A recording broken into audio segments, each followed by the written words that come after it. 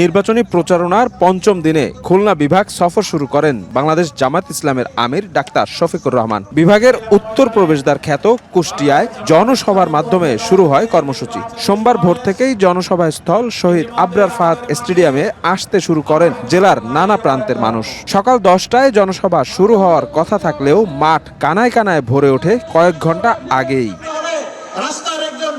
বেলা 12টার দিকে মঞ্চে আসেন জামায়াত আমির। বক্তব্যে তিনি বলেন, অভ্যুত্থানের পর তার দলের নেতাকর্মীরা দেশ গঠনে উদ্যোগী হলেও কেউ কেউ দেশ নিঃশেষ করায় ব্যস্ত হয়ে পড়ে। অভিযোগ করেন, একটি দল নির্বাচনী পরিবেশ বিঘ্নিত করতে পেশি শক্তির প্রভাব খাটাচ্ছে।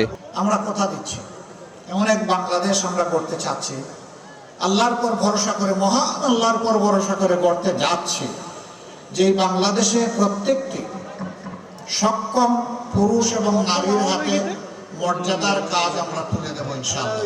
জনগণের উপর প্রত্যেক যে মূল্যের ভার এটা কমে আসবে। অবশ্য কমে আসার ক্ষেত্রে 3 জায়গায় আমরা হাত দেব। যোগাযোগ উন্নত করে, দ্বিতীয় নম্বর হচ্ছে সিন্ডিকেট ভেঙে একদম চুরমার করে দেওয়া, আর তৃতীয়টা হচ্ছে চাঁদাবাজিতে যারা লিপ্ত তাদেরকে আমাদের বুকে টেনে নিয়ে অন্য ভালো কাজে লাগিয়ে দেওয়া। আগামী নির্বাচনে তরুণ প্রজন্ম এবং নারীরা জামায়াতকে বেছে নেবে উল্লেখ করে দলটির আমির বলেন, পুরনো বস্তাপচা রাজনীতি আর ফেরাবে না জনগণ। এ সময় কুষ্টিয়ার 2টি নদীতে নাব্যতা ফেরানো এবং চিনিকল সচল করার প্রতিশ্রুতি দেন তিনি। উন্নয়নের নামে 54 বছর কম বেশি যারাই ক্ষমতায় গিয়েছেন এই একই কাজ তারা করেছে। এই যারা 54 বছরে দেশটাকে খামড়ে একেবারে তছনছ করে দিয়েছে, আমরা গভীরভাবে বিশ্বাস করি এদের দৃষ্টিভঙ্গি এবং চরিত্র পরিবর্তন না হলে এরা দেশের জন্য ভালো কিছুই করতে পারবে না। দেশবাসী, বিশেষ করে যুব সমাজ এবং মায়ের জাতি, তারা আর বস্তা পচা রাজনীতি দেখতে চায় না।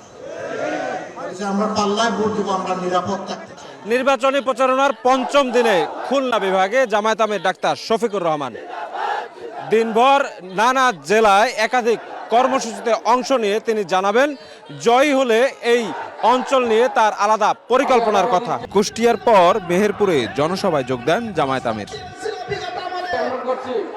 শফিক মুন্সি, সময় সংবাদ।